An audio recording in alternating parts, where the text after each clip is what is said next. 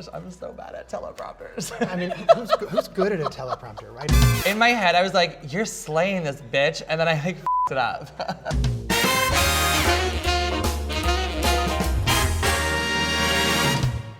Hi everyone, I'm your host, Marti Gould-Cummings.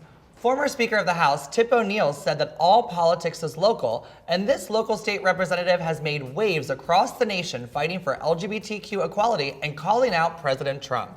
I'm here with State Representative Brian Sims from Philadelphia's fabulous neighborhood. Welcome to the show, Brian. Let's dive in. You're very active on Twitter. You're very outspoken and obviously a huge fighter for LGBTQ causes as well as the causes of your constituents. And Twitter can be a place that promotes good and promotes positivity, but there's also a lot of trolling that happens, and you seem to be an elected that gets trolled a lot. So let's talk about that. Yeah, I hear that it can be a good place for high-minded conversation, but it does feel like a bit of a political cesspool sometimes. I tell people all the time, one of the biggest privileges that I have is that I don't often have to go through traditional media in order to share a message. And with all privileges, there are some drawbacks. And so for me, while I have a pretty massive platform, an almost disproportionate platform, what I know what comes with that is a certain degree of negativity. Is there anything like legislatively that can be done because there's freedom of speech and the First Amendment, and how do we kind of combat that Twitter troll life that it would most likely have to be federal legislation, but I actually would like to see Twitter step up and begin to focus on some of that hate speech without being forced to by the federal government. What you'll hear oftentimes from them is that they don't want to curb academic speech, for example, and they don't want to curb debate. They're able to build algorithms that can tell me what I'm going to have for breakfast next Tuesday. I think they could build some algorithms that can screen out certain types of hate speech from certain types of accounts. Yeah. I think that Twitter really needs to step up, and they're not getting the job done. Yeah, it's super scary, reading a lot of stuff, and then that can sometimes carry into the real world. And there's no question that it has an impact on people. I think those of us that are in the equality sphere will tell you that in just the last 3 years of this Trump administration, the uptick that we've all seen in hate speech and hate incidents, which we're seeing tangentially sort of proven in data, feels very real to those of us that do this day in and day out. Yeah, well, I mean, we have a president who loves Twitter, and I just read an article the other day about how now language that's being used on the Twitter platform or social media platforms is now like the largest form of bullying, like in the classroom and on the playground. Like that language they're reading is transferring, which is scary. We are in an election year nationally right now, and there's a lot happening with that. So what are some of your concerns with 2020 in general? Sure. I think I share most of the concerns about our election security that a lot of people have in Congress right now. I think that every time we have seen an opportunity to strengthen the election process around the country or in individual states, we've seen a kind of concerted effort to stop that strengthening. We've seen bills failing left and right in the Senate that could, for example, help with election security. So first and foremost, I'm scared of that. I also have a lot of concerns about us as Democrats racing to the middle. I don't believe that the answer to the Trump era, that the answer to this hyper-conservatism, I don't believe that the answer to the gerrymandering taking place across the country is for us to try to appeal to this fake, moderate, center, middle voter or undecided voter. I don't think that person exists.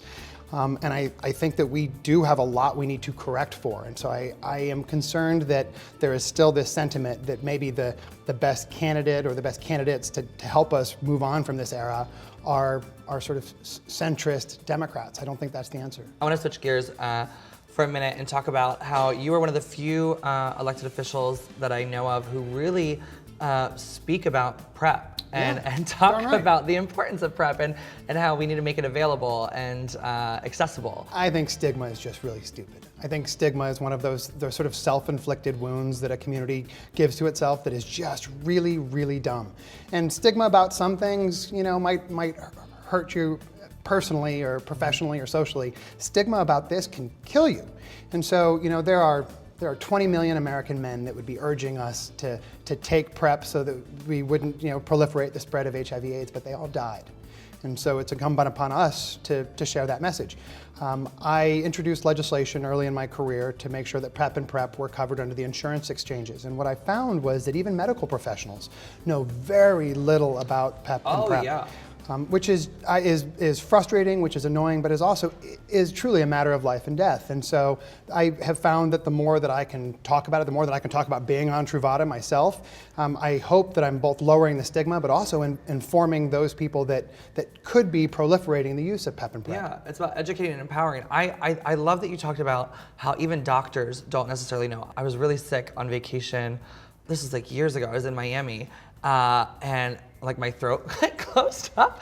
I had an allergic reaction, and at the ER they're like, "Oh, are you on any medication?" I said, "Oh, I'm on PrEP," and they were like, "Oh, well, how long have you been positive?" I said, "Well, I'm not." "Well, then why are you on Truvada?" And I had to explain to this doctor in Miami, which is a big city, you know. And then I was like, "I need to can we get a new doctor in here?" And they did a call on that until they found a doctor in the hospital who knew what it was for. They had to like search the hospital because I was like, "I'm not dealing with this doctor who doesn't understand this. Like, this is crazy to me." I can't say I'm surprised. Similarly, I deal with large, major medical systems. These massive medical systems with hundreds of doctors, and yet when you find out that they don't exactly understand what Truvada is or Descovy is, I'm frustrated by it. Do you think it's because we have not just like stigma within our own community, but there's people higher up who are kind of putting stigma? Like, for example, right now we're dealing with the coronavirus globally, and Vice President Pence has been put in charge of that, and he was governor when Indiana had the largest outbreak of HIV because of inaction and misinformation. Yeah, he is personally, individually responsible for the largest HIV/AIDS outbreak in modern American history. It's not exactly the person that engenders a whole lot of trust and faith when it comes to managing a medical disaster, right? The Pence approach to public health does not need to be our approach to public health. And until our governments are whether they are state, or local, or federal governments, are catching up with us, it's incumbent upon all of us to share what we know, to teach others around us what we know. And in this case, PrEP does save people's lives. And so, I don't expect a Vice President Pence or a President Trump to even care about the value of those lives. I know better. But it doesn't mean that we should be backing away from informing as many of us as we can. Well, thank you for advocating for PrEP awareness and education and getting it out there. So you're co-sponsoring a lot of voter rights bills. What are the biggest challenges in terms of voter suppression facing your constituents in Pennsylvania? For me, that's actually an unfortunately easy question to answer, and that is that we're the most gerrymandered state left in the United States. We're sort of Virginia and Maryland be damned. There are a little over 1.1 million more Democrats than Republicans in the Commonwealth of Pennsylvania, and yet Republicans very smartly, very insidiously used a series of algorithms over the last 20 years to create a state that is completely run by Republicans at the legislative level. Even though our row officers and our governor are Democrats, the Senate and the House are controlled by what have traditionally been the largest majorities in modern history.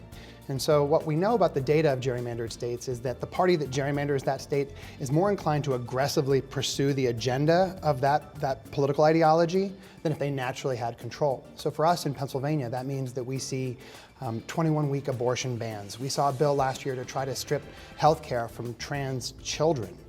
It's not just having to battle a conservative nature, or battle the traditional Republicans in a state. They have false control of the state, and from what I can tell, are trying to bring us down in that way. We're gonna do a little speed round now. Okay, so if you were running for president, what would your campaign theme song be? I Touch Myself by the Divinals. Slay, girl, we love that. So politics is super overwhelming in the news, and obviously as a legislator, it's probably very overwhelming as well. Yes, it is. So what is a self-care retreat thing you do for yourself? I'm not from a major city, so I try to get out of the city as much as I can. Camping, hiking. You seem very outdoorsy. I try to spend as much time outdoors as I can. All right, next summer, let's go make some s'mores together. We can do that.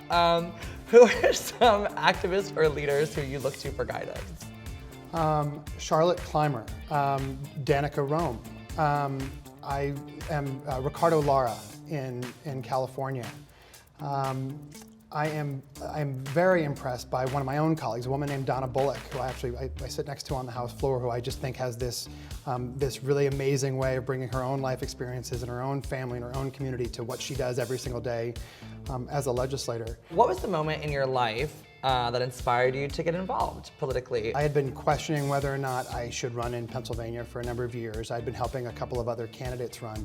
And then my predecessor called a press conference on the Capitol steps after a particular vote. And she was very mad at Republican women who had voted for the bill. And on the Capitol steps, she came out and she said, "They're not even really women, they're just men with breasts." And I was floored. I know that that's not even a new line. That line was being used against women during the suffrage movement in the teens and the early 20s. And so she dug up this 80-year-old slur. I also had a trans woman working on my staff at the time, and she came in and she said, "As a man with breasts, I can't tell you how angry I am that the person who's supposed to be supporting my rights would say such a thing." Yeah. And it was a turning point moment for me. I, within days, made the decision that it was time that she needed to be replaced by somebody that I thought would do a better job of advocating for these issues. And so I went and met with her and told her I was going to run against her and told her that was part of the reason why. And she had some very colorful language for me that I even kind of liked a little bit. But it was a moment that I reflect on a lot. Okay, so we like to close out the show with a little bit of what's on your mind.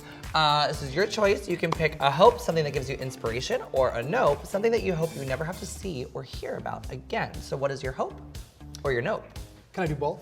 Yeah. All right, my hope is that America listens to Kylie Minogue's newest album and realizes that it's the kind of music that I think the whole country can get behind. My nope is what's going on with black women right now politically. We are not learning the lessons of the last election cycle. The most progressive voters right now in the country are black women, and all of a sudden what black women are focusing on in this election isn't front and center and it needs to be. Awesome. Thanks for joining me today. Where can America find you?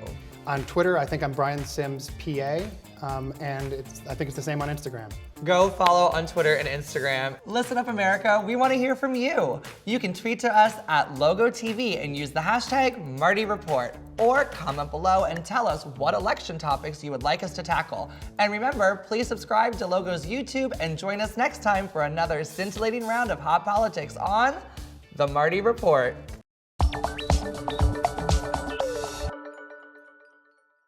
Thank you.